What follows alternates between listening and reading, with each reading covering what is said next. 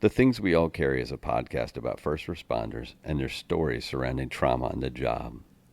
The intention of this podcast is to raise awareness and share meaningful conversation around a subject often viewed as taboo or simply ignored. Be aware this content may be graphic and it is real. It may not be suitable for children or adults triggered by this subject matter.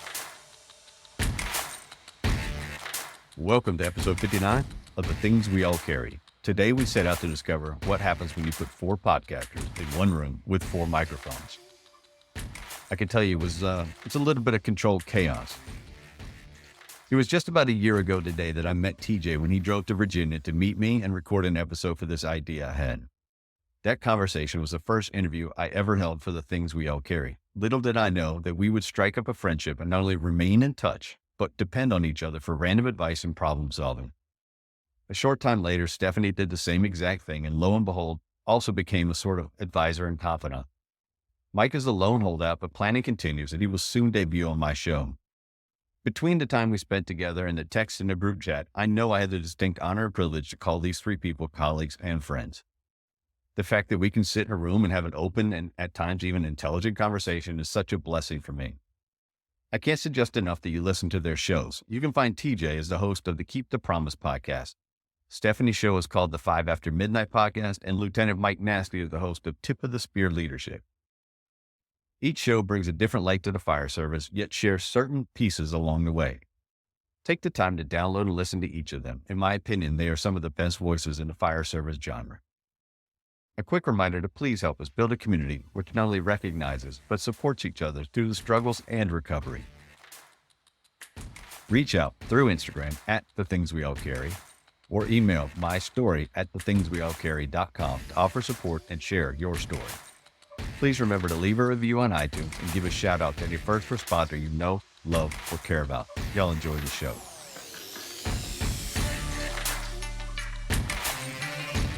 Do this. You want to just go around and say, hey, this is who this is, and then we get started? Or Or we're we going under the umbrella of Things We All Carry? Yeah. I vote we put all of them on stack. Okay. I take all the blame. I don't care. But yeah, you got to do the intro, bro. You're Well, famous for I that. do my intros until after now. Okay. So I did mine last night for today's show. So I was telling them that I got up for work last Tuesday, and I was like, everything's good. Everything. Oh fuck! I forgot to record my intro.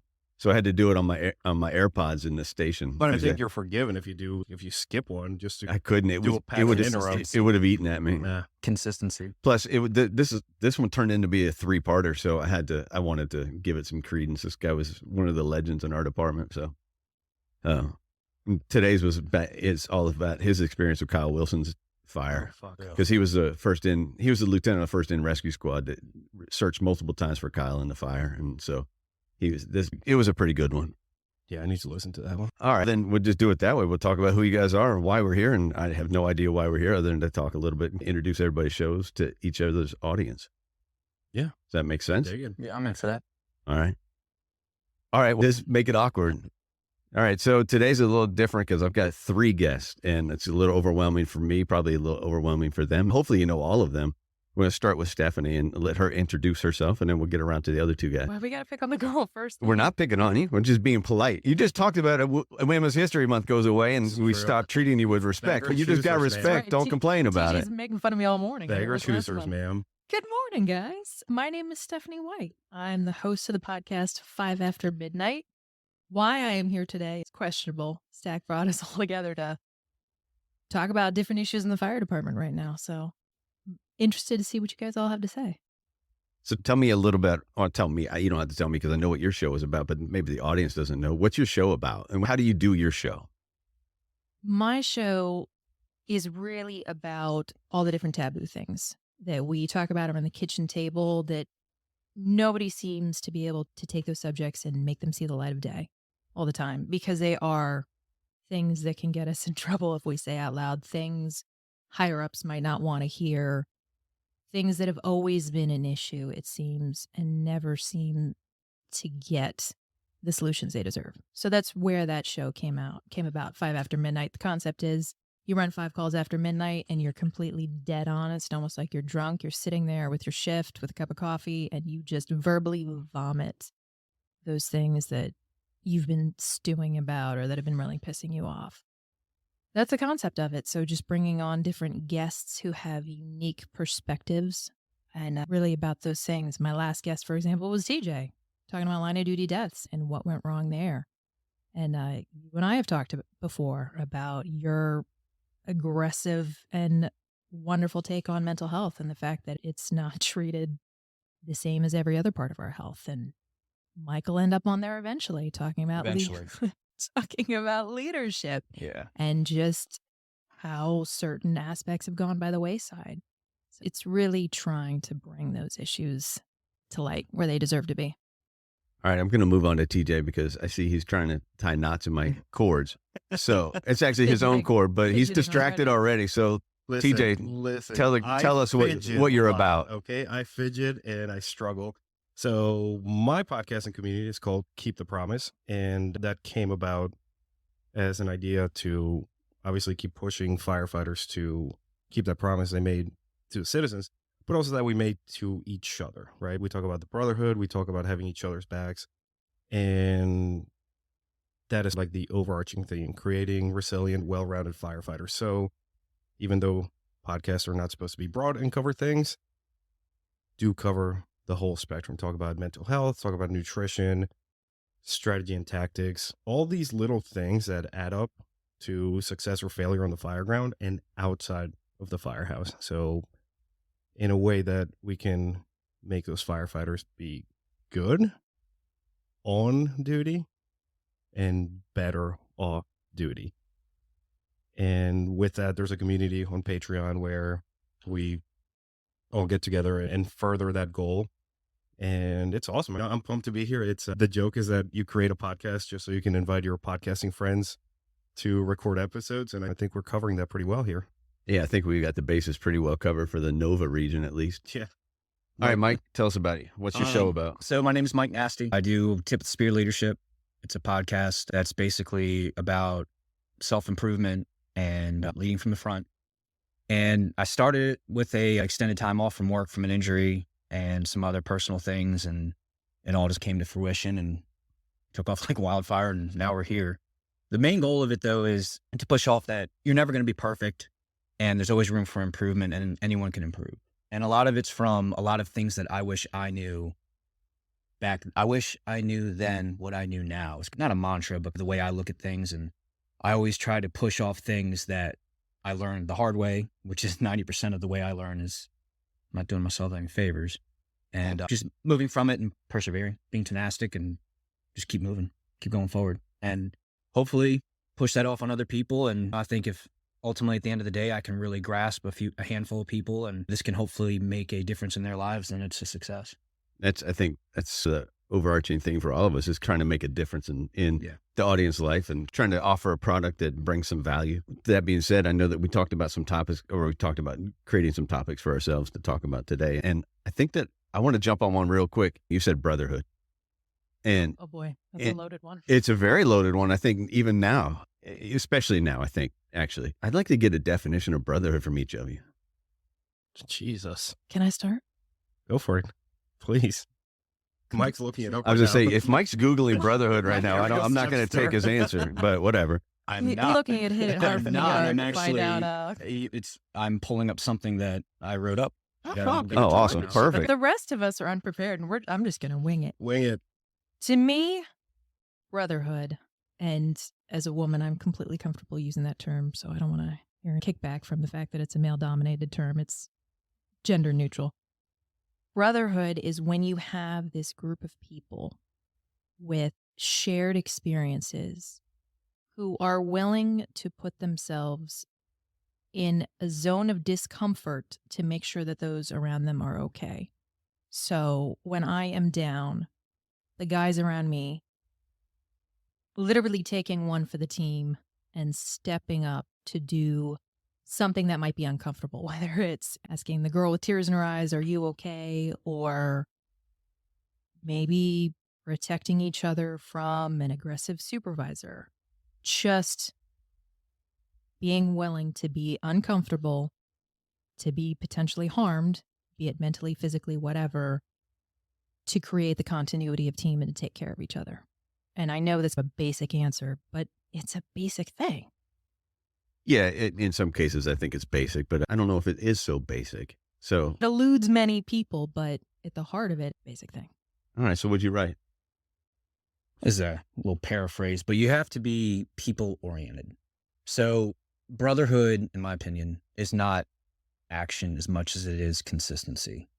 All the time, every time, regardless of what the situation is. You brought up supervisors and all those things, and I understand that, but I think it's more so of you're there for each other. No one else is coming to help you get through whatever that situation is, right? So all these self-help things that are out there are good, and there's a lot of programs in the departments that are there to help everyone go through difficult things. But when you look for them, but what brotherhood to me is, we're checking each other consistently. You know what I mean? I know what your birthday is. I know how old your kids are. I know who your kids are. I know what they like. I know your wife's name. I know when your anniversary is, that kind of stuff. And those things bleed over into, we're out doing whatever it is. We're running a call with this kid, and this kid's however years old. I know Bill in the back, his kid's that age. Maybe I should keep an eye on him. Or not even so much that, hey, your kid hit a home run today in baseball.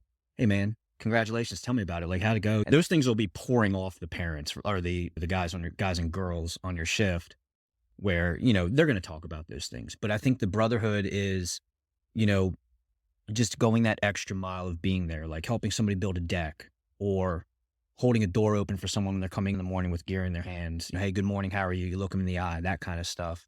And I think there's a cliche part to it. Well, we're brothers. We're here to take care of each other. Well, that's good to say, but it's all actions. So there's no, in my opinion, there's no defined or no definition of it. I think it's all a matter of what you put into it is what you're going to get out of it. And I think you could go around a room of people and say, explain to me what brotherhood is in 2 sentences. They're probably not going to be able to do that. No. Tell me an example of brotherhood that you've experienced, and they'll be able to talk to you for hours. So I think it's an ideology for a culture by just taking care of each other and caring about someone else more than yourself. I like it.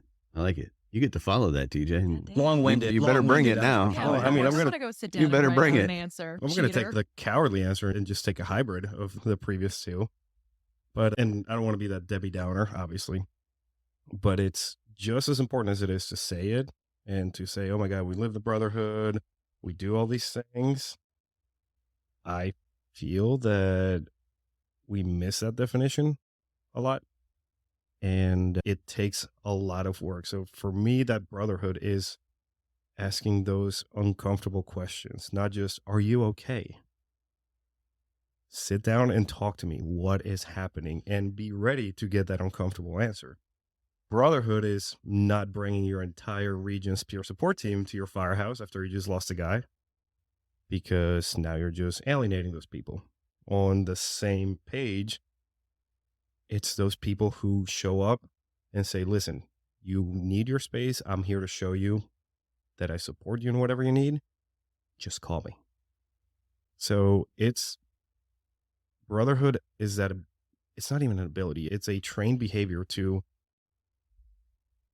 be able to ask those tough questions of your people and act upon them. And sometimes realizing you can't even act upon them to keep them safe, to go through hell and high water, like Stephanie was saying, and to understand them. Like, you have to know and understand your folks so well and be like, okay, I can handle that, or I can't. I'm just going to be there in the shadows if they need something. Are there limitations to brotherhood? Yeah. You have to respect their boundaries. Absolutely. I'm trying to think of how to say this. So, like, when you go through a life event or something, right? You'd think everybody like, man, are you okay? No. They're going to come in and you're going to go to the firehouse or wherever you are. You're going to go in the engine bay, whatever, around the guys and girls that you work with, and they're going to smoke you. They're going to bust your chops about everything. They're not going to let you get away with nothing. Like, Stephanie posted a video from a documentary where it says, you go in the kitchen, get beat up by some people you really love. I'm telling you right now, there's no better feeling than walking in feeling like absolute crap for work, and the first thing you get is your balls busted for a good hour or two from people that you really like. It'll bring you out of any funk. It'll bring you out of everything. I think with limitations, I'm wondering if there's a time where it's applied inappropriately. If it's But you'll know those boundaries absolutely. if you create that atmosphere of, I think I would call it chemistry and camaraderie, but brotherhood, it's the same thing. I think it's just what the fire department labeled it, quite frankly. It's the same thing. You'll Sounds know. cooler than chemistry. It does, but Less sexy. you'll know, just like any other relationship, your boundaries. And I think if you're pushing the buttons too much, like some of the guys that I work with, I could be pushing the envelope and they'll give me a look and I'll know to back off, and vice versa. So I think there are limitations to it, but I think you have to know the people and how far to push the envelope, quite frankly. Is there I don't know what I'm trying to, I'm stumbling on this because I think that there's this overarching theme of brotherhood, and people think, well, you have to do this because it's brotherhood. No matter what, it's a brotherhood. But at what point does the brotherhood need to be put aside? When does it stop being cliche? Right. Yeah. I think we've devalued, right? We've turned it into a buzzword and we've devalued it because Chicago had line of duty death yesterday. They might have one today. There's somebody pretty fucked up right now. So there's people changing their profile pictures and, oh, we got it from here, brother. That's not brotherhood. That's just you doing it for you. It's a habit. Somebody died, must change. And now it's a badge of honor for me to have all my profile pictures on Facebook have some sort of bunting to it. Come on. Brotherhood is, okay, you care that much? Don't even just go for the funeral, because we all know funerals, fire department funerals, is just an excuse to drink. Brotherhood is the personal relationships versus the culture. So the culture of changing your profile picture, the culture of showing up in mass for an event just to say that you were there versus being there for the following deepest, darkest hour going to happen in that person's life. I also think it's that silent professional type, right? You have a line of duty death and I show up. Hey, I'm here. I'm here to work. I'm here to do whatever. I don't put on my Facebook. I don't put on my Instagram. Right. I don't call you. I don't say, hey, brother, I'm here for you. I just walk up, we make eye contact. I know. And I just do whatever needs to be done. Bring them food, whatever it is. Just show up. And I think the presence and the gesture, I don't want to say gesture, but the gesture, right? Because actions speak louder than words. It doesn't matter. You could say whatever it is that you want, but there's a totally different thing. If I were to come in like TJ had his situation, if I came in, I looked TJ square in the face, there's that connection, the body language, all that is there. I think that's what the brotherhood I would think it would be. Not what people talk about, it's what you do. Can the brotherhood become toxic? Is there a point in time where it becomes toxic? Come on. Absolutely. We use it as an excuse to cover so much of our just awful behavior. But what's your definition of toxic? Like anything that detracts from the well-being of the crew, right? Yeah, well-being of the crew, well-being of members of a department. Right. Yes. Oh my God, it's the brotherhood that in this firehouse, we are going to shit talk everybody. That's not brotherhood, right? You're taking negative and just piling it on. And now it's almost like a gang mentality. Oh, I have to. We've all either worked at firehouses like that, or we know people that have nothing positive to say about anything or anyone. And the status quo is everybody to avoid walking on eggshells, or eventually, almost like Stockholm Syndrome, everybody at that place ends up acting the same way. The same exact way, just being negative and being angry about things in the name of, this is my shift, this is our brotherhood. That's toxic. It's that dark side. There's a good side and a dark side of leadership, of the fire service, of everything that we do. When you get that group mentality and that group culture, it's very easy to go into mob mentality and groupthink. It's fostered. Yeah. I think just like you could. No, go ahead. No, go ahead. Anytime, anything can be used as a perverse umbrella, whether it be politics, whether it be religion. I know. I was just thinking, man, that's a great term, perverse It's umbrella. coming from a good writer. But we can hide anything under that and throw, and it gets even worse with the word brotherhood because it's such a revered term, and we can slap that label on it and people will back up, oh, brotherhood, I'm not going to touch it. And we can use it to cover a multitude of sins. Just like TJ was saying, we can use it to cover that toxic environment, which is bullshit. And it happens often. So, Mike, when you talk about leadership, how can leadership foster the positivity in brotherhood? And I think you touched on it a little bit already, but if you with the just knowing their people, knowing your people. First off, you have to start with yourself. Frank Viscuso, who is a known leadership writer, his quote that I really is, a leader of one can become a leader of many. If you can't lead one, you can't lead any. So it's just like anything else. If you don't start with yourself and you personify and you lead by example, And if you don't do those things yourself, how would you have anyone else do it? It's just like being a father or parenting. You want your kids to act a certain way, you need to do it yourself because they're going to see everything. They're not going to forget anything. They're going to call you out on it. So if you want to foster whatever your ideology is of brotherhood or culture or camaraderie or chemistry, whatever it is, it needs to start with you. So if you're at work and you want to create that environment and you have a crew where everyone's off in their own corners, people are on their cell phones, it's not going to happen. But if you create an environment where everybody wants to eat together, everybody wants to train together, even if you're not out training, pulling hand lines, throwing ladders, you don't have to do that all the time to stay engaged throughout the day. But you create environments to where everyone's together, no one's on their phones, and everyone is doing something and accomplishing some established goal. I think that's where you're going to create those things.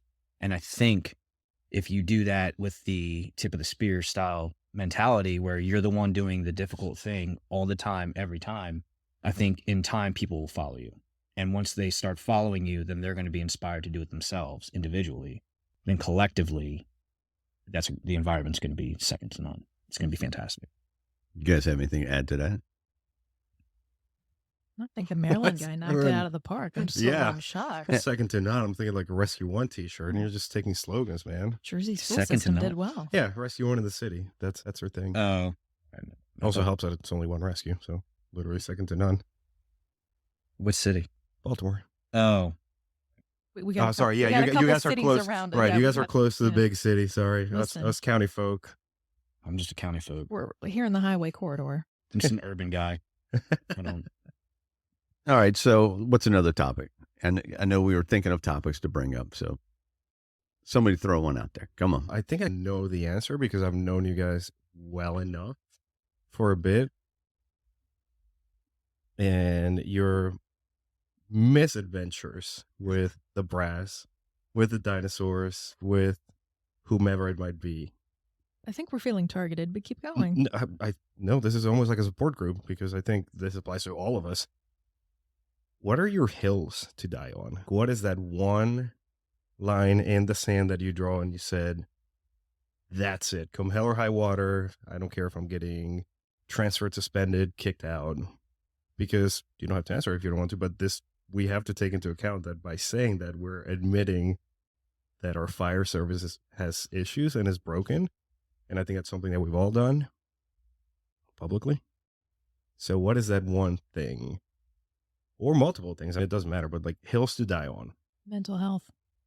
If you fuck with someone, pardon the French, who has gone and done the right thing and taken the hard step to go, whether it be drug, alcohol rehab, mental health rehab, and they have self-identified and they have gone to fix that struggle in their life, that you know that, you exploit that and you fuck with that. Or just as bad, if you take those who have taken them to rehab and send them to IA, or anyone around them who has helped them, their crew members who have known what's going on, and no harm has been done to the job or anything like that, but just for the simple matter of, oh, you have this issue. Now that we know, we're going to discipline you for it, even though we found out because you went and tried to self-improve. That will never be acceptable, and that is a hill I will die on. Yeah, I think you guys know I agree with that because that's the premise of my entire show is mental health and taking care of firefighters and taking care of ourselves. And I think sometimes my hills to die on kind of change from day to day. It just depends on what's going on and what I'm noticing about leadership. Right now, we have fluidity in our leadership, and I don't know the incoming regime that we'll have, and it's going to be interesting to see what they're about. I have some topics that I hit day to day on my show, and you guys know them. I talk about mental health. I talk about psychedelics. I talk about different types of therapies. Those are things I would die on. I think that it's very important for fire service as a whole to investigate that. So I think that treating firefighters like humans and doing all-encompassing treatments is important. Mike's awfully quiet over there. Mike hasn't gotten in trouble lately. Yeah, apparently not. We're gonna keep bad the officer in the corner. You won't have to answer the question. I'll answer. I'm good with it. Sit there and look pretty, Lieutenant. I think I do that very well. Morals will always be the hill to die on. My crew, right? Morals are all encompassing. Our entire job in public safety is to go to people's houses or interact with people, on the worst day of their lives and help them when they can't help themselves. Now, what does that mean? Helping you when you can't help yourself. Not giving up on you when you've given up on yourself. That's why I'm here. That's the whole point. I will die on that hill every single time. I don't care what your rank is. I don't care who you are. I don't care where you're from. Everybody has morals. And for me, with my guys, or someone that throughout, however it works out, we come together, I'm going to always die on the hill of morals, whether that's your mental health, sticking up for you, even though you may not be correct. You and I will discuss that later, but I got you. I got your back. And if you're wrong, you're going to answer to me, but you always support your people. Always. The guys and the girls need to be the guys and girls. You have to create that separation so they know that there's a difference between, I don't want to say between us and them, but I'm not one of the guys. I'm the leader. I can be part of the group, part of the crew, part of the brotherhood. But ultimately, at the end of the day, it's my job to get that 3,000-foot view and stop toxicity from any level. I don't care what your rank is. If it's toxic coming to my shift, you're going to go through me, right? You want to come and mess with somebody on my shift, you come through me. Any problem here, it's me. You come to me. I'll handle the buck stops with me. And I don't give a crap how high your rank goes. You're not going to interfere with my guys. And now, just like anything else in life, that sounds great, but sometimes you fall short and you get crushed a little bit. But that's just life in general. But I think ultimately at the end of the day, if you are a good human being and you default to what is right and wrong, I think you're going to be just fine. And I think you're always going to come out on top too. But you got to have morals. You got to take care of the people, whether they're the people that you're called to take care of, or if I know Dave over here works for my department, Dave and I are cool, but Dave's not acting right. Or I keep hearing this stuff about him. Hey, how you doing? Like that kind of stuff. And just because it's a rule or a general order or whatever it is, doesn't make it right. And you have to be able to have the confidence to stand up for that. Think you can win or lose a lot. But I think the morals it's a no-brainer. Yeah, I think that maybe I didn't explain that a bit. No, I think good in my head. It sounded good. I always wonder when someone says morals, I always question whose morals and who determined what is the wrong and the right. And I'm not saying that your morals will be off, but some people have a different definition of morals and a very different definition of wrong and right. Go with your gut. Your gut will never lie to you. Yeah. But again, whose gut? Because right. There's some my gut. You're the individual grumbling all day, bro. Yeah, we did hear it. The individual, like, I'm trying to think how to say I this. think you have to, go ahead. I'm sorry. No, I'm sorry. I think the point Stack was trying to make is I trust your gut. I trust Stack's gut. I trust TJ's gut. I trust my gut. There are some people whose guts I want to kick in daily. Would never trust them to do the right thing. But your instinct are telling you not to follow them. And I don't follow them. No, I'm just saying. But that's the point that I'm making. That often gets me in trouble. But right. That's the point that I'm making. And see, here's the separation. And this isn't meant as an insult in any freaking way, shape, or form. No. You and I are always going to view things from a different view now that you've become an officer. And it's not a bad thing in any way, shape, or form. Mindsetting's different. Mindset is different. Yeah, sure. The mindset is different. I think I'm going to be in a different protective state of my crew. And you're going to be in a different place of protection because you have more power than I do right now. So I think some basic instincts are going to be a little bit different. I think you're going to want to have faith a little more in people's guts than maybe I'm going to. Talking about morals and trusting people, that's a changing face of the fire department, the fire service in general it's always going to be that way, generational shifts. Yeah. So a 20-year firefighter, take Stephanie, for instance, versus the rookie coming onto the street tomorrow in our department. There's new rookies coming onto the street. There's a difference in how they approach life and how they approach work.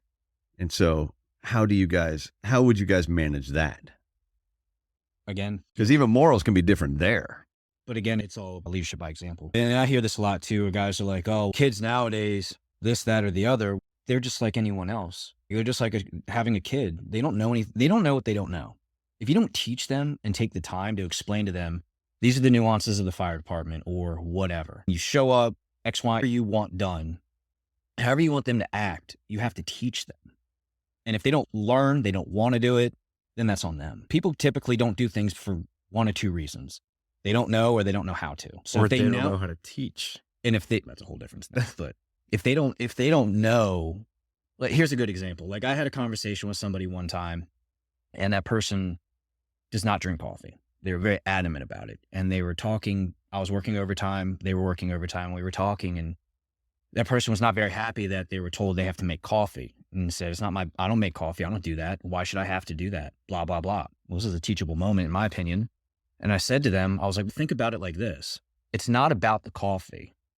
It's about me, not an officer, but the firefighter, whoever, tells you to make coffee. It's not about the coffee. It's about me giving you a task under zero stress, zero danger to your life, zero danger to anyone else's life. And I just said, hey, go make coffee, and that's it. And that's your response. No, the whole point is, it's not about if you drink coffee or not. If I can't trust you to make the coffee.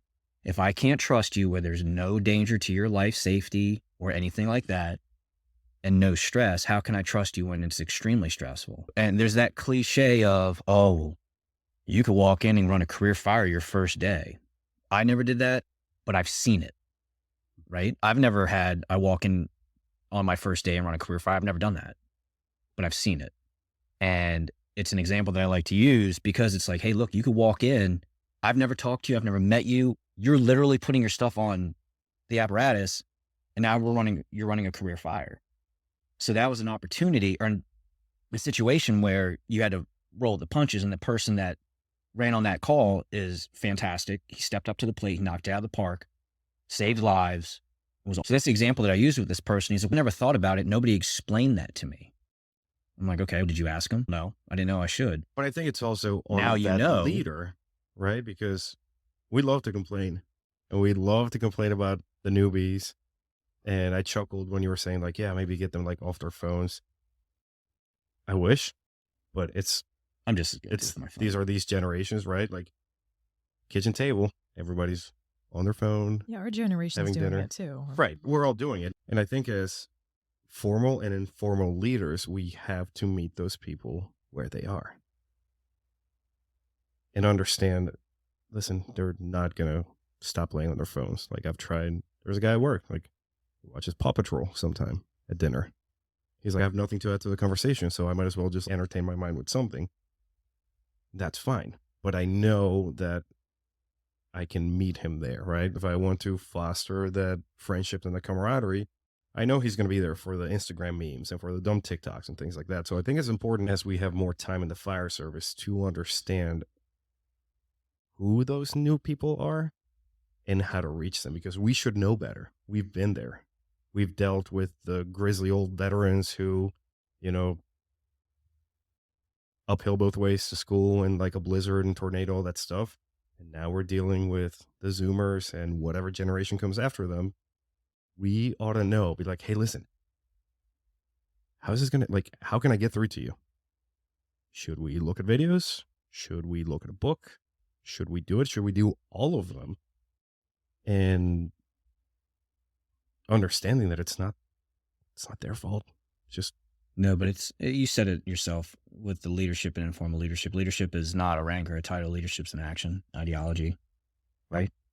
So I think the best way to do that is expectations, right? Set expectations, set boundaries, and hold people accountable. I think if you start with those 3 steps of clear defined expectations, set your boundaries, and then accountability, it's going to take time. It's going to take hard work. Yeah. It's not going to be easy. Not nobody, but you may or may not get the followership that you want. But in time, you start building up that leadership bank of. So let me be that Zoomer, right? I'm over here. I'm TikToking. I'm new to your shift.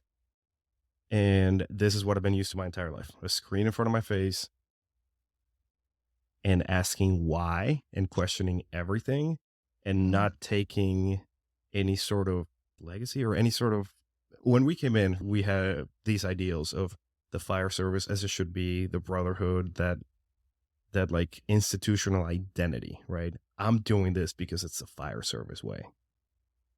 The folks we're getting these days are like, why? That doesn't make any sense. And I've caught myself many times, like I'm about to drop the because, and I'm like, oh fuck, I don't even know why, because we've always done it that way. Hi, I'm TJ. I'm your Zoomer. I'm on my phone. I'm TikToking. I got my B-reel up, so I got both cameras going, and I'm going to update my Twitter 15 times today. You're asking what I would do? And I don't want to make coffee. I don't understand why I have to make it. I don't understand why. I don't know why do the hoses have to look so good on the But fire? you know, this is it. So you've got Lieutenant Nasty. You have the person who is formally in charge. Mike can get through to me. Mike can speak my language. So maybe that's where Mike as a leader looks and says, all right, who do I have that's strong on my shift? Speaks TikTok. I'm going to assign that person to this person. That's just where knowing your resources comes in. Because let's face it, we're going to be gone. And Mr. Y needs to know why, so that way he can keep climbing that ladder of knowledge. Yeah. And there's also different layers to it too, right? If you create a culture, I think if you have a good culture of guys and girls that want to be there and do the right thing and are all on the same page, that situation probably will not get to me. And if it gets to me, there's a problem. But my life's black and white when it comes to certain things, right? With that, right? Put your phone away. You don't listen, I'm going to crush you, right? Whether it's with paperwork or if you have enough time to do that, then we need to go train more. You know what I'm saying? It's very simple. I can give you a direct order. I can say, put your phone away. That is a direct order. If not, it's insubordination. If you do anything other than put your phone away and come do whatever it is. Do you think you lose that leadership capital? No. If you give that order? No. Because if I allow you to do that as your tic-tac and he's got 20 years on, I let you do that, but I haven't let him do that the entire time he's worked with me and you're brand new. What does that do? That's where your capital is. And that's where you put the money in the bank, where you need to keep money in the bank. Your interest and your dividends grow situation by situation, event after, get off your phone, event after event, where you're consistent. You're consistent. They know and they know your expectations. Again, like I said, expectations, boundaries, accountability. My expectations of you is to stay off your phone when we're doing whatever, right? That's my expectations. The boundaries are don't do it with whatever. And then the accountability is, hey dude, I told you not to do it. You're doing it. Now you're going to pay for it.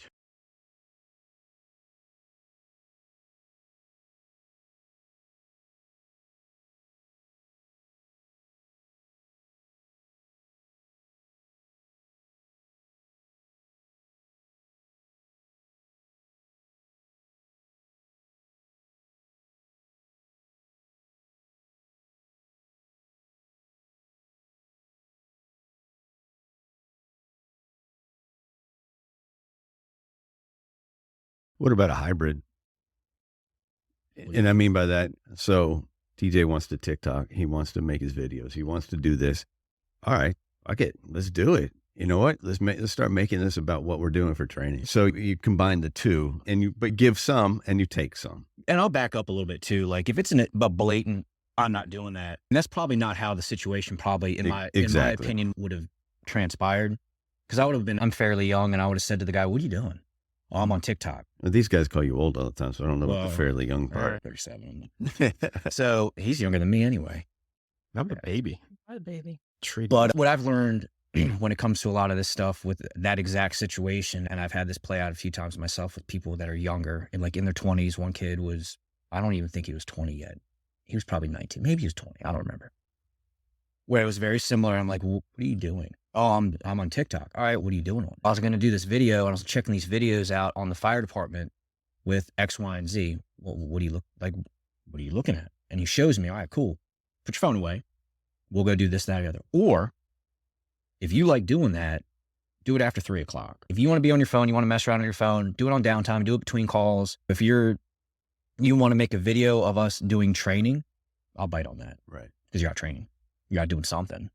If you want to do something, and I can't think of an exact example, but it's something that contributes to being engaged throughout the day or the crew benefit as a whole, I'll bite on that. And we'll allow it as long as it's not distracting. Yeah, and I think that's the point, is that you've got this generation coming in, and a buddy of mine made a post yesterday. He said the 2 rookies coming to his station across the shifts have a combined age of 36. Wait, what? Yeah, they have a combined age of 30, so they're both 18-year-olds. I didn't do the math that quick. Yeah. God almighty, Mike. And so you But think that's about that could be a good thing. it, could be a great thing. So my point is, as these generations come in, we have to teach them the why, but we also have to come to them in a style. And that was, so you can still do it like tip of the spear leadership, where you lead from the front, Sure. but you're going to come and bring them into the fold a little bit by Sure. using what they're comfortable with. Yeah. And that was my point. Yeah, and I think you can always expand to, try to think of how to say this. You have to train for the weakest link. Now, you can be a weak link not because of anything bad. You may be the weak link because of experience, knowledge, or a combination of being 36 years old with 2 guys. Right. There are two rookies that are 18 years old each, whereas those are blank canvases. So if you train to your weak link and you know this is the person that's going to make or break us, and just keep it brilliance in the basics. And the basics may be you're new or you're old, and this is the minimum standard. And you explain it to them. Because again, like I said before, people generally don't do anything, or people generally don't do things because either they don't know or they don't know how to. Oh, yeah, definitely. So if you remove those from the equation and you give that, like you say, day one, bam, here's your foundation, and you start working on that foundation, you're going to build the house. But you can't expect to put shingles on a house when you haven't even poured the foundation yet. And that's the problem, I think, with a lot of bit older people, where they're like, oh, this new generation, what have you done to fix it? Because I'm close to retirement, and everything people complain about now, they said to me when I was a teenager in the fire department. I've actively heard people come to a detail and complain about the rookie in their station. And I look at them like, you're complaining about your rookie, but that's your fault, not your rookie's fault. You also should keep your dirty laundry. Oh yeah, Keep your dirty laundry. yeah. That's a whole nother subject. But I'm saying, if you're going to complain about what your rookie is doing in your firehouse, then you need to shine that spotlight back on yourself. Yeah. You're admitting failure at that point. Yeah. If you're pointing the finger, there's 3 more pointing right back at you. Yeah. All right, Stephanie, what did you have to bring to the table today? Yeah, I'm putting it out there. God. Let's hear it. Let Let's see if we can get you another meeting. No, I'm kidding. Listen, TJ was the one who did all the homework for this. Failed. I think one of the biggest things for me right now is I think we are seeing this sudden recognition of, it's funny, you were talking about your rookie and outside training all day and all that. So fucking important. Obviously, we have a technical job. We need to be able to do that technical job or lives are lost. Let's make no bones about that. But we're seeing this amazing culture swing where we're starting to see an awareness of, okay, you can teach me how to throw a ladder. You can teach me some cool tricks with that and how to pull a hose line 1,000,000 times. But how about teaching me all these other unspoken skills that I really freaking need to survive the job? Yeah. And I think culturally, you're starting to see that on TikTok. You're starting to see that on Instagram. You're starting to hear it in podcasts. You're not starting to see it at the level of culture where it matters, right? You're not starting to see it taught in academies or higher ups or anything like that. How do we take the actual practical survival skills? Because it is survival. Like, I don't want to see my kids join the fire department and have their lives ruined by it because they weren't taught how to survive sheer chaos, which is what this is. So how do we get that mentality into departments? Shared hardship. So you take them, you do training, whatever it is. I think it's all, I don't drill as much as I should. If you say it's all about leadership, I'm throwing something at you. Hold on. I don't mean teaching the new people, you and me, the people aware. I mean creating a culture. No, I know exactly what you're saying. And again, shared hardship. So you go train, you're running calls, you're doing whatever it is, right? So then with everything, just like everything else in the fire and everything else, at least in my experiences, there's always downtime, right? So you'll say something to the effect of, no, I'm not saying downtime like hang out. I'm saying downtime like between calls, coming back from a call, going Beast to of the a call. East over here doesn't know what that is. Walking into the firehouse at the same time in the morning because you both show up at the same time, getting your gear checked together, you checking your Scott packs or whatever cylinders you use. But what I'm saying is there's always those downtime, right? There's time just like anything else, everything ebbs and flows throughout the day, and have those slow periods where you'll say something to somebody to the effect of, "Hey, how you doing?" Or you talk to them a little bit if they're newer or the situation is. I think when you're able to have those personal moments of you're checking in on someone, hey, how's it going or whatever. Hey, did you hear about X, Y, and Z at this station over here? They had this situation happen, right? So we just got done doing some work. We got done doing whatever it is. Now we're talking about a situation that happened somewhere else. Hey, look, man, if that happens to us, this is the way we need to handle it. This guy's struggling with these things. If he's struggling, how do you know how to, your hand up, your hand out? No, because I'm next to speak. Go ahead. No, you finish. I'm waiting for you to finish. But what I'm saying is waiting but interrupting. So go ahead. What I'm saying is, and I'm gonna use it. Maybe this is a little bit better, right? And she's gonna love this. It's just like playing catch with your dad. I hate baseball. You're not learning to play. You're not learning to play catch. It's about the conversations that you have. You talk about life. You talk about relationships. But you talk. Sorry, keep going. You talk about interrupting people, but it's not about throwing the baseball. It's about, I don't want to say it's a metaphor for life, but it is, because you talk about everything, just like the kitchen table thing. Your pediatrician, your marriage counselor, your life coach, they're all at the firehouse. They're all on the kitchen table. Everyone knows everything about everything, and it's no different. So maybe that's a better analogy. I look at it as playing catch, but the whole point is those are the times where you learn those things. And by shared hardship, I mean, the mental health aspect of difficult things you're going through. Because difficulty doesn't have to be a traumatic call. You might not be able to go up 3 flights of stairs because you're overweight and it's difficult, and this guy's over here supporting you. Hey, look, yeah, you are fat, and we need to fix that. I think what Stephanie was alluding to is that cultural thing. And by that institutional knowledge, that institutional inertia. I remember 6 months of the academy, learn how to do everything, throw letters, pull lines, do SO shit, yada EMT, scene safety BSI. There was like a 40-minute conversation on firehouse life, but zero about the fact of you're going to see dead kids. You're going to watch your teammates suffer and get injured and possibly die. You're going to have to figure out a way to take this shit home and leave it at the door. Like, there was none of that. And you know what we got to? I probably speak for all of us. To the firehouse, just tough it out. Go do a shot about it. I was furious when Kelsey, Kenny, and Paul got killed in the city because there were people being so like beating their chest. Like, when I get home, I'm going to do 3 shots for them. And that is what started my fundraising efforts. Because 3 months later, I'm like, fuck you. You did 3 shots. I raised $16,000 for these people, for their families. So we have never been taught in that training environment how to deal with those extra things that I said add up to success or failure at the firehouse and at home. No, I knew it because I've been doing this for a while. I'm like, yeah, I was 18. I had some dude drip his brains on me. I had to deal with that as an 18-year-old. So by the time I got to the academy and by the time I got away from it, I could pull the rookie and be like, yo, this is what's going to happen. This is what you're going to feel. You need to learn your own way, but I will tell you where not to go and I will tell you where to go. And then eventually I just became militant about therapy. I'm like, you need to have an expert. And that's something that culturally we haven't gotten to yet. We talk this great game about everything that we do and we train our people and what's the leadership's reaction to the shit we're going through? Hey, let's have a dog come to your firehouse. Let's have the entire Eastern Seaboard incident support or fucking like CISM people show up to your firehouse and you not have a kitchen table. Like, we're still missing the mark. Aiming, at least we're hitting the dartboard, right? We might be hitting the wall.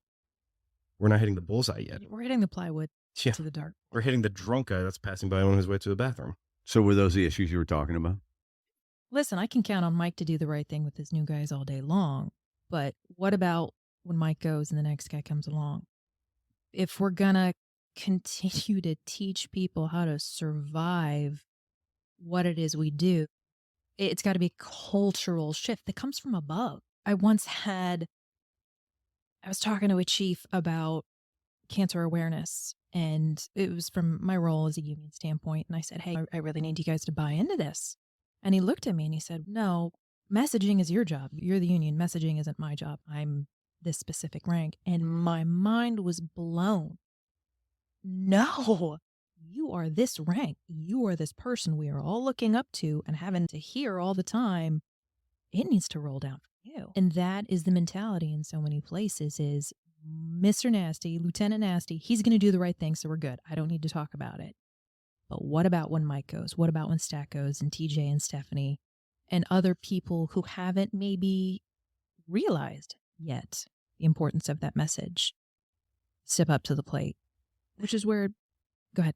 No, I'm just getting ready to talk. I did not mean to interrupt you. You took that breath. I did because I want to defend Mike a little bit on this. And I'm not trying to No, be I know like you're not. Mike. I know you're not. I'm more directed towards TJ. Yeah, TJ. No, I think that he has a point though. So some of that can be done through his style of leadership because he can say, hey, this is my philosophy. We're going to hit this stuff head on and we're going to talk about it. We're going to have it out in the open. We're going to deal with it. So now that 18-year-old that Mike's talking to and bringing those subjects up, the ones that nobody else really wants to talk about, the shit that you don't want to talk about, that 18-year-old is going to go, yeah, that lieutenant talked to me about it. So when he goes on and he's got a rookie next year or 2 years from now, he's going to go, I remember how this was done for me. So now I'm going to talk to this guy. And then that's going to multiply down the line. So he talks to one person, that's 2, then 4, then 8. And then it just, or 16, whatever the numbers work out to be, that's how you start to get that institutionalized change. And I think it was you that had a post the other day about you planting a tree, not for you, but you plant it for the next generation, Mm-hmm. right? Mike's planting a seed by talking to that 18-year-old rookie, though. But again, we're relying on Mike to exist. But we Yeah, are relying on that's Mike. it. But he's creating 2 more people Right, to he's creating exist 2 in more his mics, place. and then they're creating more. But I think it's got to be that 2-prong approach, right? I'm impatient. I do not want to wait, and I know I won't see it in my career, but I do not want to wait 20, 30 years to see a change. No, none of us And do. That's why we all talk in front of a Well, mic. I mean, Mike is doing the right thing because now he's creating that generational change that in 10, 15 Mhm. years, the people that he's dealt with are going to say, I learned this from him. Come here. Let me show you a couple things. How do you create that institutional? Right. I think that's the start of getting that snowball rolling. And I also think it's important to do what I feel we are doing and is using the means and the mediums that the means that we have available to us at this point in time to say we can reach X amount of people. That one of my things that really floored me when looking at podcasting stats was when we broke above 10,000 listens. And I had to sit back because that 10 was my first firehouse. We always had 10 people there, yada, yada. And that's how many people we could reach, right? That like heartfelt kitchen table talk, 10, 11 if you're lucky, if you have a visitor. But now you start getting these messages out there, taking advantage of what we have. 10 becomes 100, 1,000, 10,000. And even if I'm getting like an iota of that message out there to 10,000 people, that's going to set the stage for the leaders that Mike is creating to have a fertile ground and a strong foundation to create that institutional change where in 20 years, we are talking about mental health and how to deal with shit before we go out into the field. Yeah, and I think that the phrase that keeps coming back to me is when I talked to James Gearing, and he talked about why he left the fire service. He said he ran the whole idea is he ran a call at 2:30 in the morning. It was a lift assist. So he affected change for one person, but then he got home and he realized he was affecting change for thousands through his podcast. And so he used the term force multiplier. And that's that force multiplier that is so important for all of us. It's shared hardship. Because think about, and this is what I'm getting at with the shared hardship thing, right?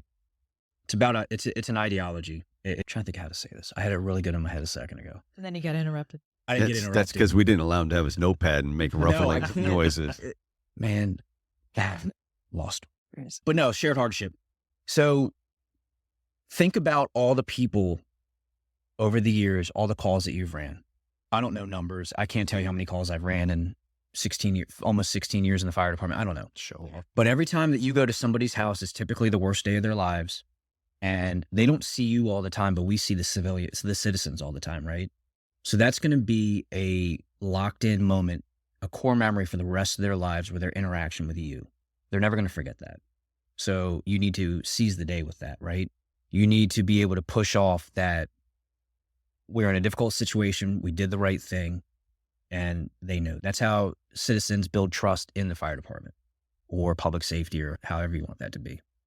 Now, when it comes to people in your department, when you're talking about creating a culture, you're talking about creating change, It's all about those minutes in time that people won't forget. Your chief walked in unannounced, didn't say a word, showed up and goes, TJ, what are you guys doing? Oh, we're pulling hand lines. All right, cool. I'm going to grab my gear and pull lines with you. You'll never forget the rest of your career, will you? No. How often does that happen? I don't know. Not going to speculate.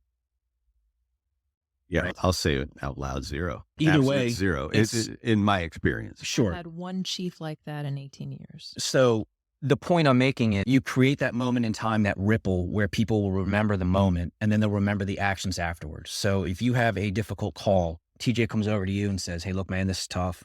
I know it's tough. Let's talk or whatever. Or you'll know when people check on you, like they'll check in, hey, how you doing or whatever. Or a day or two later, you get a random text message from a coworker, hey, man, how you doing? Or the next shift they talk to you and talk, whatever that is. That's where you create that change. And it's through shared hardship, because if not, and everything's easy, hardship can be whatever you want it to be, but it's that I don't want to say unexpected show of love, but it is. So if you create that memorable moment, whether it's a good moment or a bad moment, a heartbreaking moment or whatever it is, but that situation's met by action to push off your culture. This is how we take care of each other or whatever it is. Or that chief showing up saying it's important. Hey, I'm going to show up. I'm going to train with you. Hey guys, thanks for letting me pull hand lines with you and re-rack lines with you, whatever. Keep doing what you do. What does that do? That's going to be word of mouth. People are going to start talking about that. And they start randomly doing that, not for show, not with cameras, not to look good on Facebook, not any of that crap where they're posting it. If they just show up and do it because they genuinely care, you're going to see that, you're going to see that, you're going to see that. You're going to tell your friends. And that's when you start fostering that culture. Do you see what I'm saying? No, I get what you're saying. I think I keep going back to what Stephanie was saying. How do we make the leadership now realize what needs to be done, what changes need to come? How do we affect change at the top now? Start at the bottom. Start with That's each other. not now, though. That's not, yeah. I agree with you. I'm just saying. Do the right thing now, but Start with change what you can, control what you can, forget everything that you can't. But I If you think what can't we're seeing is the fact that we can generate change on a much larger scale, and that's where the impatience come from. But Because his podcast alone has opened so many conversations about mental health, about how we take care of each other, about alternative methods to take care of each other. We have tasted that now. We know that the change can come almost overnight. So we are not satisfied with, hey, it's going to take some time to change the culture. I think we all agree with that, right? Like the cultural change needs to come from within, but how can we speed it up now? and I've got 2 years left. This isn't the culture I want my two boys coming into. So in those 2 years that I have left, how can I slingshot this to the top and at least start to see that seed planted? I don't have to see the change, but I at least want to see that freaking seed planted for my kids. There's more people at the bottom. There's more Indians than chiefs, right? So if you start planning that now, what? Say that or you're going to get us canceled? Indians and chiefs. I don't know. He needs an IA meeting anyway, so it's all right. You I need mean, to to be officially be away. part of the group. Yeah. Here's better. Odd All man right, out. you ready? Oh God, I There's got him railed more- up. I got him. Look at him. Bro. There's more firefighters than chiefs, right? There's more people in the field. Better. More people in the field running calls at the most basic level than there are at the top. The likelihood of you changing the ideology of somebody with that much time on is probably zero. However, people at the bottom will be at the top at some point. So if you start now, Dog, you're missing the point. I'm now. How can I change? Maybe the better question to ask, is it possible to change at the top now? It's a simple yes or no. I don't think so. No. I don't. I legitimately think that it's like trying to steer the Titanic with a popsicle stick. I like that analogy. Thank you. I just came up with it right now. What do you think? Not the analogy. I don't give a shit about the analogy. The yes or no. I don't know. I think you can, but it's not going to be overnight, like in the next day, month, or year. But I think you could get a strong return if you send a strong message. By affecting the message by sending that message to the lowest ranks, you think that within a relative, say 5 years, change at the top? I think 5's a good one. Maybe even less. I think it depends on the message you send and how you send it. I mean, imagine being a chief of a department and you're saying, we want X, Y, and Z. The entire membership is like, that will not work. No, this is why. come down here with us, and I'm going to show you why it will not work. Imagine how powerful that would be, right? If you had the chief of the department show up for, I don't know, a training evolution, pick whatever evolution you want. I want you guys to, I don't know, use bailout kits. Or I don't want bailout kits in our department. I don't think we need them. And then you show up for training and they say, cool, you're at X, Y, and Z address. You're now trapped. Your rope is 50 feet. It's 20 feet to the bottom. Oh, and by the way, zero visibility, high heat, and you are burning. There's no water. Hydrant's failed. Are you going to jump? Or are you going to use this bailout kit? Is it worth the money? Maybe, maybe not. I mean, that might be a really reaching for the grasping at straws for the concept, but I don't know, man. I really think if we band together at the lowest level, I think you can affect change a little bit quicker than you realize. Not to belabor. This is my last point on it. Lucky for you, I don't know what belabor means. I don't. But I do think part of the issue is we're dealing with staffing shortages and hiring crisis and all that. We're just trying to get people through the door. So taking care of their mental health, sorry guys, not a priority. I'm trying to get more of you on the job because half of you are quitting and we're not hiring new people. So I think we are against such a force right now. I think we're realizing this is an issue. We're destroying people's lives by not teaching them how to properly take care of themselves. But we're up against that as well.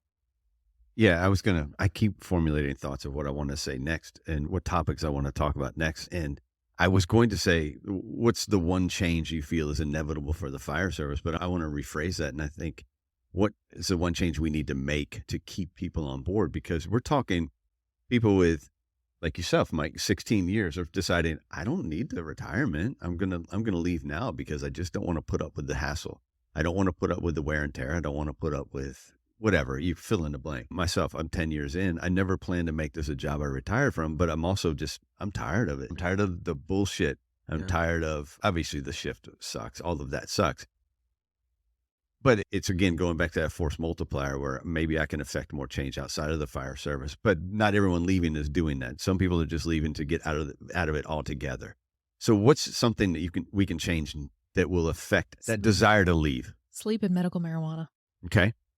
How do you change the sleep issue? But that's a union issue. I mean, just perfect. Then you're a perfect person to answer it. You walked yourself into it, so I did. Really shift. You're breaking it down to shift change, culture change with naps. That's the simple answer. Get people a better shift. You should never have just 24 hours off after not sleeping for 24 hours. Because let's face it, even when I get time in my bunk, it's not real sleep. A gnat could fly by and I'd wake up.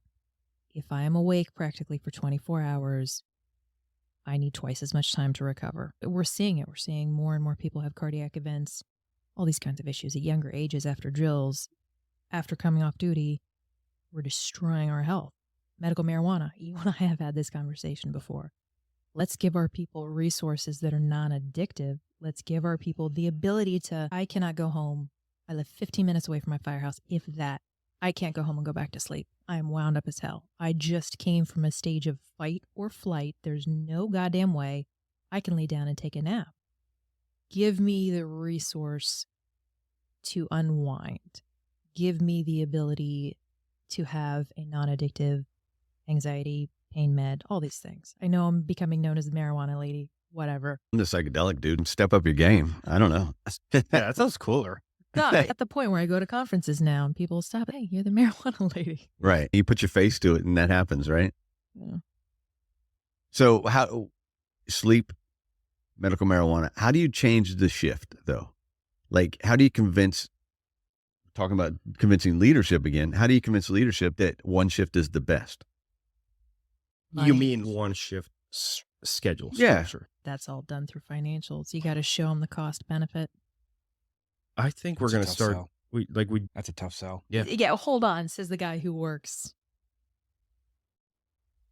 24/72, 24/72. Yeah, you got like the best schedule out of all of us. Somebody, I don't know. I don't remember what department it was. Somebody had a 24/96. I think it was Seattle. I don't know. Don't quote me on that. But somebody out there has a 24/96. I know out west, a lot of them, they will have 48 or 50. six. 48.96. And yeah, some Yeah. wacky thing. The guys that I would talk to in Nevada had some 50s, random 56 hour, 58 hour, whatever, and like 7 days off. Dude, if I was 48 hours in my station, 4 days off ain't gonna cut it. Like I'm gonna jump off the host tower Right. by hour like 25. I think,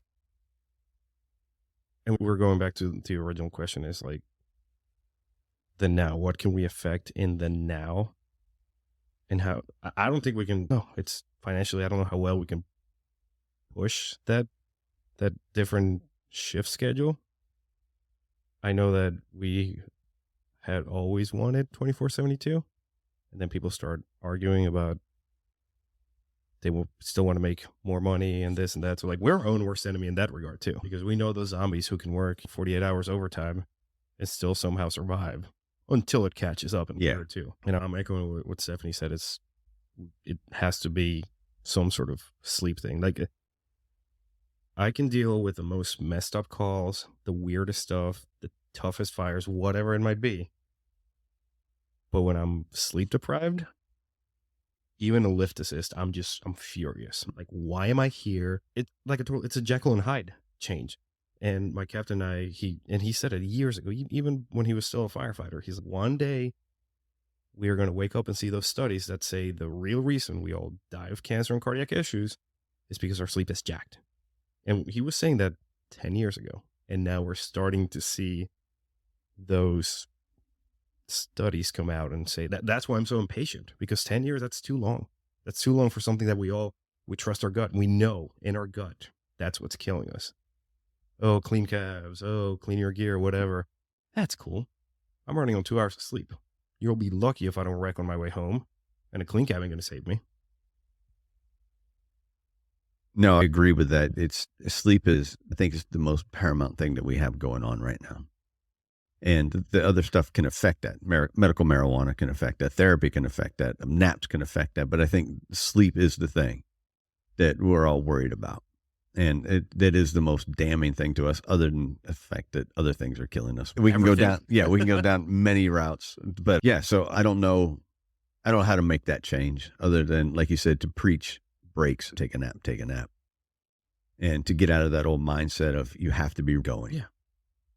So you show me your clock when you had to get out of here. No, I'm just saying, just make sure we're all on the same page, because I know you guys have a long drive.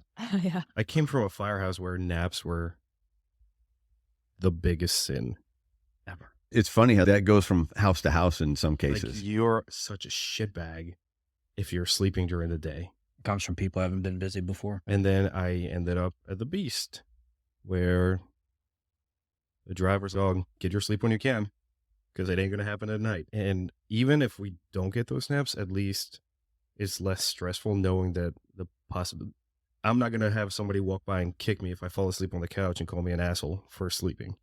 They'll be like, hey man, go to your bunk, go take a breather, or get everything done and then go chill. It's just mind blowing that idea that we have to look busy all the time. Because I got my shift mates, if they listen to this, they're going to be like, my old ones will be like, yeah, he's right. But I got good at appearing busy on those days that I had 0 in my tank. I'm like, let me go do some hazmat suit stuff. Least amount of energy for the most show that I can get, and at least I'm chilling for a bit. But yeah, I think it's important to have that established culture from the informal and the formal leader. So if take 20, take 30, take an hour, we'll figure it out. Just go, because I need you. I need you well rested, or as rested as you can, when we're running 5, 6 after midnight. All right. So sleep, medical marijuana. Those were your choices, correct? Those are my choices. All right. TJ. Sleep, bro. I say that because I have a story. There are two guys that, for my current station, who rolled out last October. 5 years in, I think they left at their 5-year anniversary, and they went on to do sales and stuff like that. Good at the job, good firefighters, great EMTs, awesome human beings. But they said, nope, we out. And we had a shift breakfast with them, not even 3 months later, because they live around. And we show up looking like we just got run over by a freight train. Oh my God, like we're struggling. And these guys show up, and it's 8 a.m, and they show up. They look fresh. They're like, yeah, we just came from the gym, did a quick workout. We're excited to have breakfast with you guys. And I was so jealous because I'm like, man, like, what is this lack of sleep costing me in terms of what I can achieve in life or just my health? And that really drove home the point that it's the lack of sleep. It's this that's killing it. 2 months, dude. 2, maybe 3 months. In the grand scheme of things, that is just a blip. But they made such a change in 2 months that it just shows you the importance of that good habitual sleep. So yeah, maybe not an original thought, At but least you backed it up. thank you. There you go. What about you, Mike? Being able to have a work-life balance. I like the word balance. I was thinking about that as well. Let's hear what you have to say. That's going to always start with the individual. But that comes, again, with something of being able to know how to do it. I don't know if there's any departments out there or if people like really take the reins on teaching their people work-life balance, teaching people to understand to disengage, turn off pulse point, Oh, turn off Facebook. that's a huge one. Turn off active 911. And it's funny because as we're talking about this, mine keeps going off, which is ironic, but whatever. But being able to disengage, I think you're never fully off work if you keep looking at those things. And you're in a society now where everything's funneled to you through social media, electronics, apps, alerts on your phone. Like I have an Apple Watch and everything that goes here, and I see this, see, it's right here. All this crap all the time. And you can never fully disengage if you don't turn it off. Yeah. You know what I mean? So I think once you're able to disengage and you're able to have a balance, let people nap when they're tired, be people oriented when it comes to leadership. It all starts with good leadership. It really does. And I'm not just saying that because of what I do. I'm just saying it starts with the leader. I think it starts with if you not tell your people, honestly, it's a good way to say it, but somehow, some way, if you were to push off that ideology of you got to have a work-life balance, turn this place off. When you leave here, turn it off. Who cares? It'll be here when you get back. Yeah. Just like, I promise you, they're going to still run calls when you leave here. They don't give a shit what you do on your days off. They're going to still keep marching to the beat of their own drum. You should march to your own. I think that work-life balance is really important. We hear everybody say, do you know how much I can make in 24 hours of overtime? I say, yeah, but you know how much you're giving up in 24 hours of overtime. Yeah. And not only are you giving up chunks of your life, days of your life in overtime, you're perpetuating the problem that we have with staffing. They're not incentivized to make changes if we're covering those gaps for them anyway. Sure. Because that's where we're making up for that, been termed the mismanagement. And that's where this mismanagement's coming in. And we're allowing them to mismanage departments constantly because we fill those gaps because, damn, those fucking checks are nice when you work 24 hours of overtime. Whether it's forced or not, it's nice to have that money, but we're perpetuating the problem. Yeah. At what cost? And you also need to understand what the priorities in your life should be. So when my father-in-law died, he wasn't surrounded by anybody from the fire department. It was just his family and one good friend. Memories, everything he could talk about, he would talk about. And the day that he was like, I am done, we were there because that's what matters. Overtime didn't freaking matter. The fires didn't, to him it did. But the point is, those are core memories. Those are memories that no one can ever take away from you. Nobody could ever put in your brain. You have to experience them for yourself. If you're working overtime or you're too worried about working in a firehouse or too worried about doing something for work or for a person or a job that'll never reciprocate that, you're wasting your time because you're never going to get those time back. It's just like a bullet. Once it's gone, forever. Right. So, well, that's where I'm at with that. I'm going to add, I guess, a few of mine that I've been thinking about, please do. the changes that should be coming to the fire service in general. And I think we all know some of the things I'm going to say. I think that we need to obviously we need to toy with the thought of alternative therapies, whether it be ketamine, whether it be through MDMA, psilocybin, medical marijuana, whatever it is, those have to be opened up as avenues. Special forces are already using ibogaine and ayahuasca as ways to recover, and both mentally and physically. So why should that not be open to first responders who aren't seeing maybe as graphic, like as a special forces would see, but we're seeing it repeatedly. Every day we work, we're getting bombarded with these things. Even if they're small, we're still getting bombarded with them. I think that we need to have the opportunity to use some of these alternative methods to recover and to use therapies. I think saunas need to come to the firehouses. I think that there needs to be some reimagination of the shift work. And I think there needs to be a reimagination of retirement. I think that, and I don't know how to play with that one. I've said it a couple times on the show. I don't know how to reimagine retirement, but I don't think that we're designed to do this job for 20 years. So how do we incentivize people to do the job to the point where they know that, okay, I'm done. I can't do it, but I feel like I can't throw away 10 years of my life. You're not throwing it away. First of all, it's a cost loss analysis there, but how do we rework it to not walking away with nothing? Yeah, that's what I normally get is the silence and the head shake. Yeah. So You got me on that one. yeah. So I think that maybe I'm just smart enough to come up with the thought, but I'm not smart enough to process it. And that's been my issue all along. Dude, that is a solid plan. Like everything that you covered, because you hit every single thing that not just we have identified as fire service issues, but that, the study writers and the scientific folks have identified. We just got to figure out how to implement it. We just need to get rich and start doing that on our own terms. Obviously, we can start a church. Like I spoke to a gentleman in Austin. He's a former Marine, former Austin firefighter, and he created a church, and his church has got to do with ayahuasca and it's psilocybin. And so I was like, maybe I'll create a church and we'll just do it that way. Good tax breaks. Yeah. So anything else you guys want to talk about real quick? And nothing's quick in this conversation, but is there a topic that anybody really wanted to get out there? Because I'd love to hear it. I hit you with the hills to die on. That's really what I wanted to hear from everybody. All right. So my show, I get to ask the questions, and TJ and Stephanie know what's coming.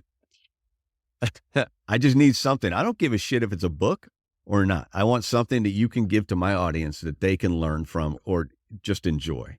And it can be a book, a podcast, music, a video, something on YouTube. I don't care. A movie, just something. Give me something. Who wants to start? TJ, you go first. Oh, lovely. I've been on a business kick lately, and I found this dude who looks like an absolute lunatic homeless man and is not just jacked muscle-wise, but it is rich beyond the imagination. His name is Alex Hormozy. And yes, he drops a lot of business knowledge, but the dude has been in dark places and he'll openly say that he many times found himself in his balcony of his condo being like, just one step. So the insights that come from that, granted from a business lens, but when it comes to being patient, to giving yourself a long enough time horizon to achieve your goals, to being ruthless with the people you cut out of your life who are energy sinks, and for putting yourself in a position to think in a way that pushes your boundaries and allows you to break from, for him, is how to make more than hundreds of millions. All those thoughts and all those ideas and insights can apply so well, not just to the fire service, but to our lives. So check him out. The dude is a down-to-earth, weird-looking cat with knowledge that he's younger than me. I wish I had that knowledge when I was his age. Perfect. Who wants to go next? Mike's busy Mike? looking. Yeah, he's looking it up. Furiously typing. I don't want to say the guy's name wrong. He's before like that. this. No, I didn't write this, but I would recommend the book, The Score Takes Care of Itself by Bill Walsh. You and I have talked about this book before. You have hit me with so many books. I I hit you with a lot of books, and I got two of them. The score takes care of itself, because just like football and in life, there's things that you're not going to be able to control. There's things that you're going to be able to control. And ultimately, at the end of the day, you don't want to not be able to prepare yourself with situations. And I think the ideology of that book is it talks about leadership, and it talks about just life in general of having a plan. Also, just as in life and everything else, life gets its say in how things work out. It's not all about what you want. It's not all about how you want it to turn out. But in the moment, it's going to be a lot. But at the end of the day, the score is going to take care of itself. You need to remember that. All right. So that's one of them. That's one of them. The next one is a book by Robert O'Neill and Dakota Meyer. It's called The Way Forward. It's a very interesting book. And it talks about their hardship before the military, during the military, and after the military, and how to move forward in life. And it's a military book, but basically what they get into is both of them had events, national life events. So Dakota Meyer had his event where he was earned the Medal of Honor. Robert O'Neill, if you guys know who he is, he's the one that killed Osama bin Laden. So those are life altering events in mortal danger. People died during Dakota Meyer's event. His morals is why he disobeyed a direct order, went in, did not follow what his chain of command said. And ultimately they were able to, I forget the exact number, but they used a armored truck and saved, I think, 12 people. I don't remember. So his morals made him do it, but his morals started with his foundation when he was younger and his life moving forward.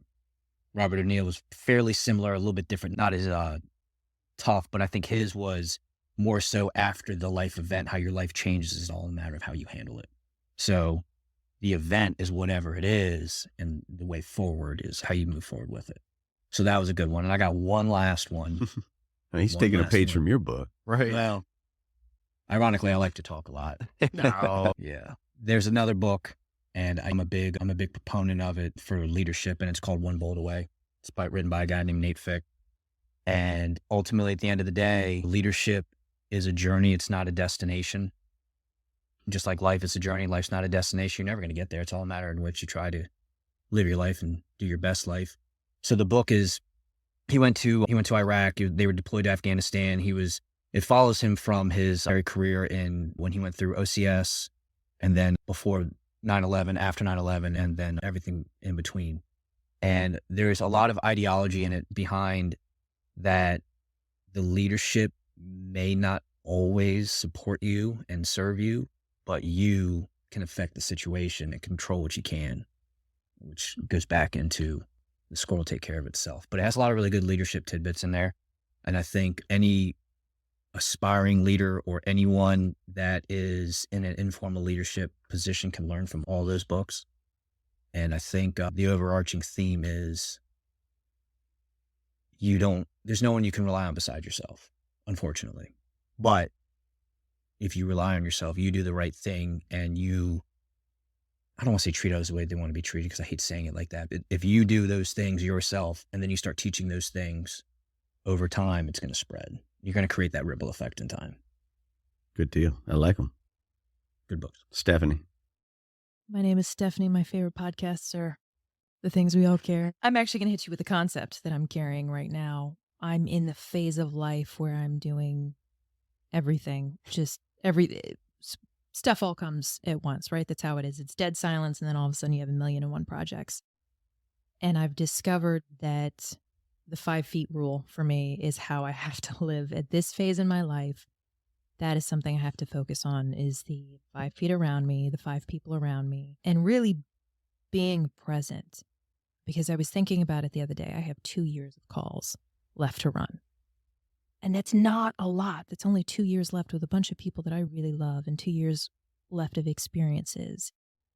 And if I'm constantly scheming about the next thing, checking the email, replying to things, no, I am missing so much of life. So I'm focusing on the 5 feet around me and the being in the present. And I am trying to carry that forward in life. And it is not easy, especially if you are at all on the spectrum of ADHD or autism or just a fireman, because if you're a fireman, you have one of those 2 things, I promise you. And yeah, take that as your springtime challenge and carry that forward. Is step outside. Those 5 feet will move forward as you move forward, right? So as I leave here and I go to work, those 5 feet are going to change. Those priorities are going to change. And then they're going to change in the morning when I go home. But that's the 5 feet I'm going to worry about. I've got 2 this time, and I don't normally add something, but there have been 2 that are on my mind. I'm kind of a nerd when it comes to graduation speeches, commencement speeches, and I don't know if anybody else has ever Googled and listened to them, but one that's stuck with me for years is by an author called David Foster Wallace, and it's called This Is Water. And it talks about what you're talking about. You got seeing the world, not just the bubble that you're in, but seeing the world. But This Is Water is a fantastic commencement speech.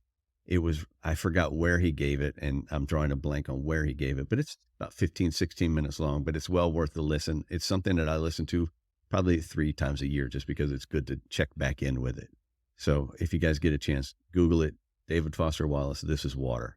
And the other one, I espouse this belief that I think drugs should be legal, that I think that there's value in any kind of drug. And I know people freak out when they hear me say, what about heroin? Okay, relax. This is what I'm saying. I'm not espousing that everyone should go out and use drugs, but I think that we need to make them legal and make them needs to be more of an education about it and what good there is and what bad there is. And along those lines, one of my favorite books is a book by Dr. Carl Hart, and it's called Drug Use for Grown-Ups. And I think that everyone should read that. Even if you never plan to smoke a joint or to drop acid or whatever, if you never plan to do it, that's okay. But read a book like that and open your mind to what's out there and why some people would use something like that. And it's the libertarian side of me is saying, yes, legalize all drugs. And it's not, legalize doesn't mean I advocate for using all drugs, but there's a use for many of these drugs. And so you guys take a look, read the book. Like I said, Dr. Carl Hart, and it's Drug Use for Grown-Ups. Anybody have any parting words? Stack wants to keep this going since the second time he's asked. No, I want to make sure I give everybody their time. Yeah, just take care of each other. Take care of each other. Yeah. Take care of each other and affect change where you can.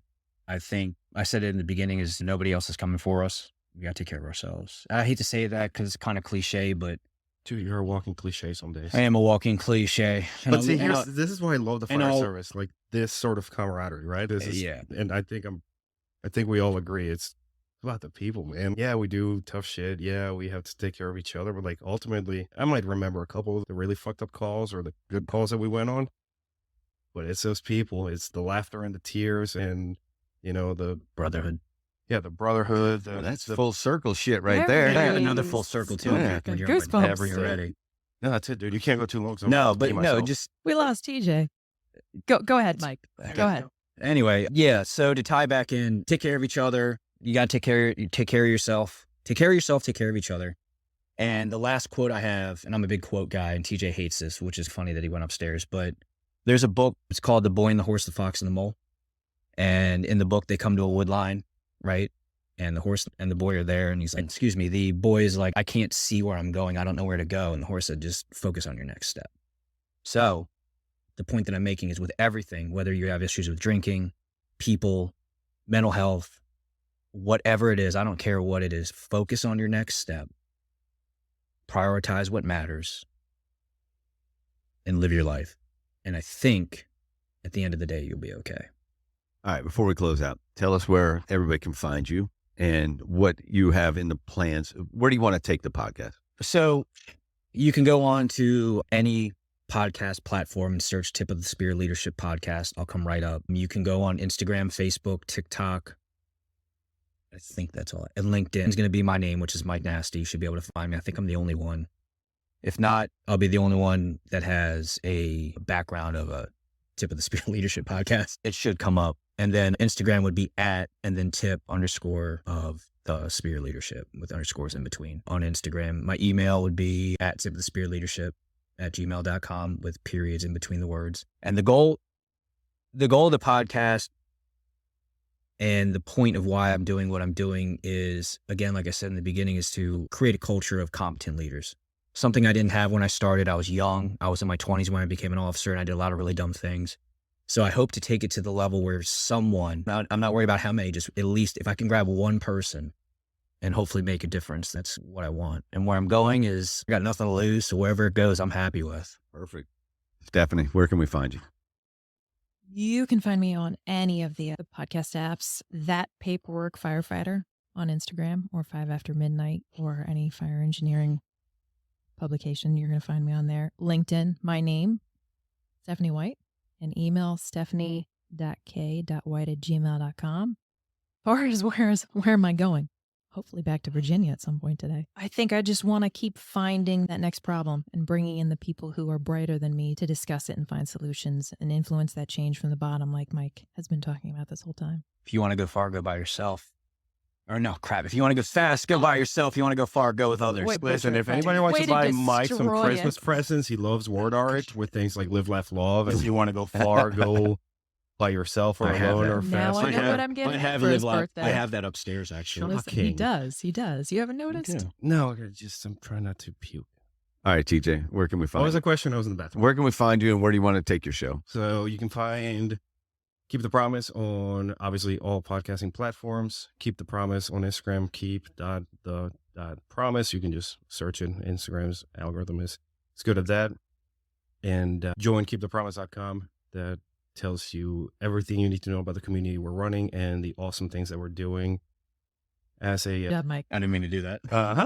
thumb guy. Mister, I yell at people for the phone. Like, That's a "Man, with my perfect segue. shoulder." Also, if you want to check out TJ Leather on Instagram or everything like shoptjleather.com, that's what makes me money, so I can keep buying podcasting stuff. And moving forward, right now I'm surrounded by awesome human beings. I have been very lucky to always find myself in rooms where I am far from being the smartest one. And I want other people to benefit from that as much as I have. So the way forward for Keep the Promise for the podcast and the community is to keep bringing on guests who bring incredible value. And they don't have to be massive ones. Some of the best episodes come from down to earth people. So keep bringing value to the audience. And within the community, now when we're dealing with ways to affect change, the first order of business is creating a fund that we're going to use to help firefighters and firefighter families when they go to rehab, when they go to the Center for Excellence, and get to the point that we can be that grassroots force for change and for well-being within the fire service on our terms. We don't have to worry about the dinosaurs or the politicians or any of those people that we despise. It's on our terms, and we take care of each other. Perfect. I Really think cool that's a goal. good spot to end. Thank you very much, all three of you. I appreciate it. Thank you. Thank you. Yeah, Tim. we're out. Let's go get tacos.